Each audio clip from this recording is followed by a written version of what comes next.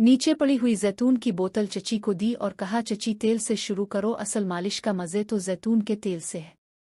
उन्होंने तेल अपने हाथ में डाला और फिर मेरे सर के चारों तरफ हाथ फिराकर उसकी मालिश शुरू कर दी। चची के हाथ से मालिश का अपना ही मेयार था। चची किसी माहिर औरत की तरह थी और मेरी आंखें सरवर में बंद होने लगी। चची के नर्म मुलायम हाथों का एहसास और तेल की मालिश से मेरा सर का दर्द कम हुआ था और मेरे सर की रगें उनके मुसलसल हाथ चलाने की वजह से फूल रही थीं। फिर चची की आवाज़ मेरे कानों में गूंजी, का शी किया, सच में तुमने आज तक किसी औरत से मुलाकात नहीं की है या मुझे से झूठ बोल रहे हो? इस्लामाबाद में तो इतनी ज़्यादा मॉडर्न और फैशन वाली लड़कियां हैं।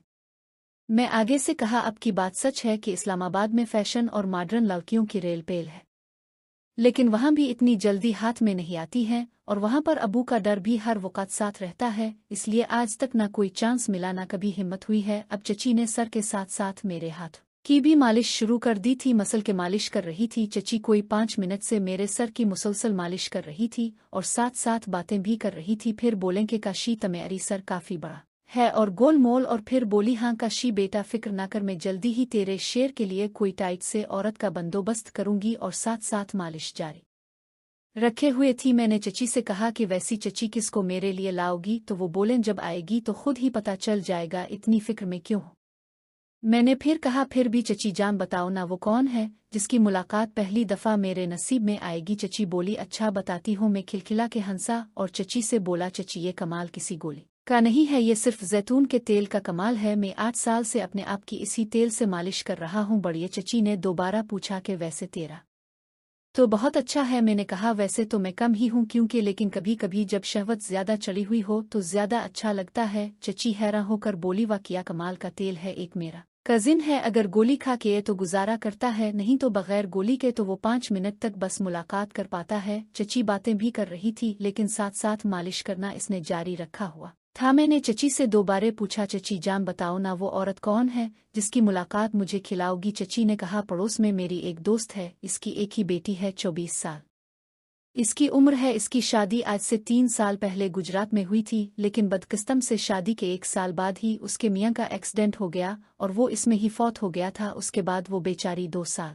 से अपनी माँ के पास ही रह रही है और जब कभी हमारे घर में काम ज्यादा हो तो वो आती रहती है और सिलाई का काम भी मुझे से सीखती रहती है। मेरी बहुत अच्छी सहेली भी है और अपने सारे दुख सुख भी मुझसे ही बांटती है। इस बेचारी ने भी अपने मियाँ के फौत होने के बाद से लेकर अब तक बहुत सब्र किया हुआ है, लेकिन वो तो मुझे से भी ज्यादा जवान है और गर्म लड़की है। मुझे बहुत दफ़ा कह चुकी है इंतज़ाम करो, लेकिन मैं इसको बहुत दफ़ा टाल चुकी हूँ कि मौका मिला तो तुम्हारे लिए कुछ करूँगी। वो बेचारी काफ़ी टाइम से मेरे इस लारे में ही बैठी हुई है। मैंने चची से सवाल किया, चची इसको मेरे लिए रकस कैसे करोगी? ना मैंने इसको देखा हुआ है, इसको मेरे लिए राज़ी कैसे करोगी? ना मैंने इसको देखा हुआ है और ना इसने मुझे देखा हुआ है। चची बोली, इस बात की फिक्र तुम ना करो, वो अपनी हवस की आग में बहुत अच्छी है। इसको किसी भी मर्द की शदीद तलब है, वो बस यही चाहती है कि जो भी हो अपना बंदा हो, जो जब दिल करे प्यार भी दे और बाहर किसी के सामने बदनाम भी ना करे। सो वो तुम ही हो मेरी नज़र में, और जब मैंने इसको तुम्हारी मुताल्लिक एतमाद में कर देना है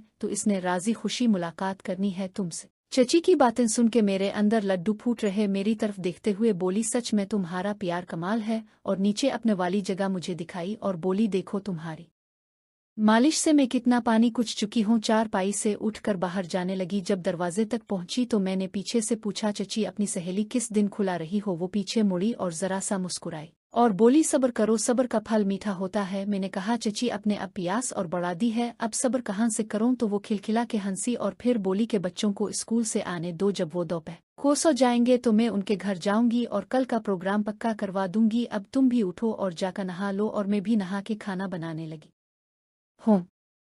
चची के कमरे से बाहर जाने के बाद मैं चारपाई से उतरा और अपने कपड़े पहने और कमरे से बाहर देखा। चची के अपने कमरे के अटैच बाथरूम में पानी गिरने की आवाज़ आ रही थी। मैं भी सहने बने बाथरूम में घुस गया और नहाने लगा और कोई आधे घंटे बाद बाहर निकला तो देखा चची किचन में खाना पका रही थी। मैं इसी कमरे में चला गया जहां मेरा बैग रखा हुआ था। बैग में से कपड़े निकालकर इस्त्री किए और पहनकर बाहर आया तो चची किचन में ही थी। मैं सीधा टीवी वाले कमरे में आकर टीवी लगाकर टीवी पर इंडियन मूवी देखने लगा और पता ही नहीं चला काफी टाइम गुजर गया और बाहर मरकजी दरवाजे पे घंटी बजी और मैंने खिड़की से देखा चची में दरवाज़ा खोल रही थी और उनके बच्चे स्कूल से आ गए थे।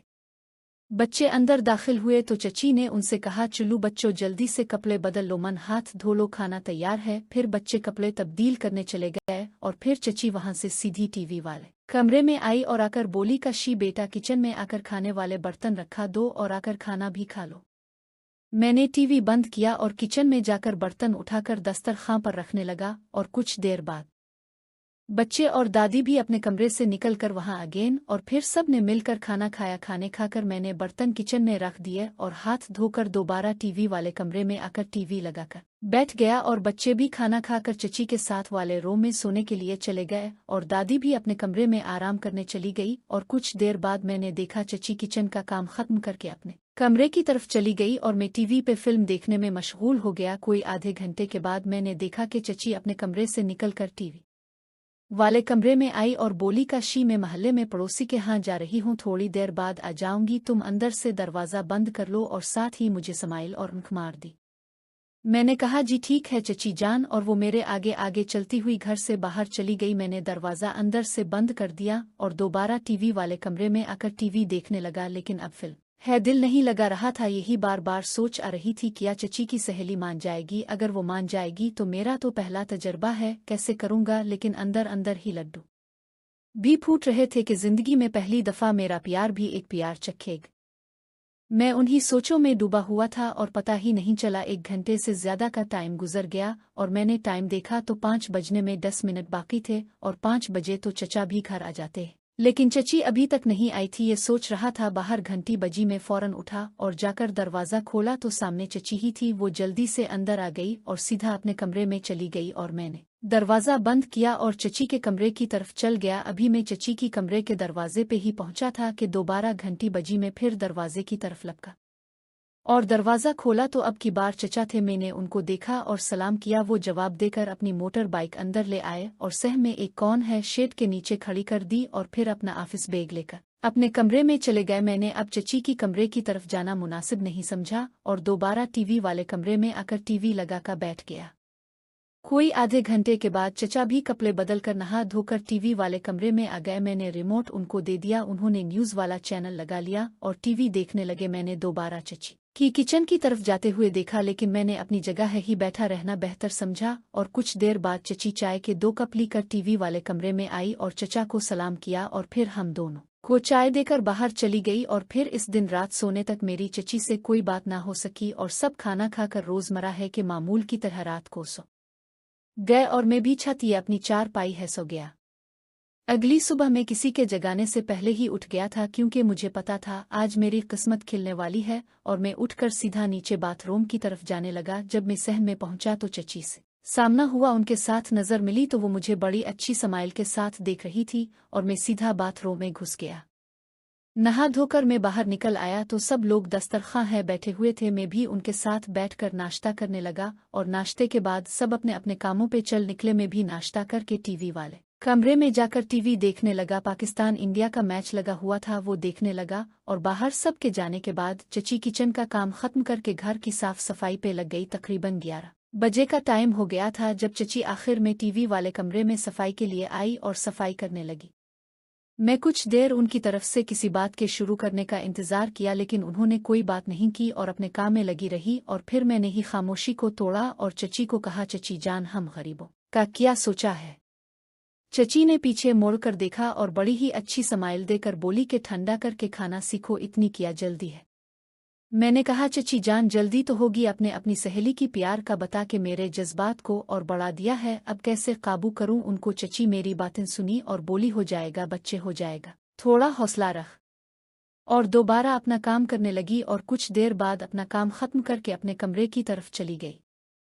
मैं बस चची का जवाब सुनकर थोड़ा मायूस होकर दोबारा टीवी देखने लगा। जब तकरीबन 11:15 का टाइम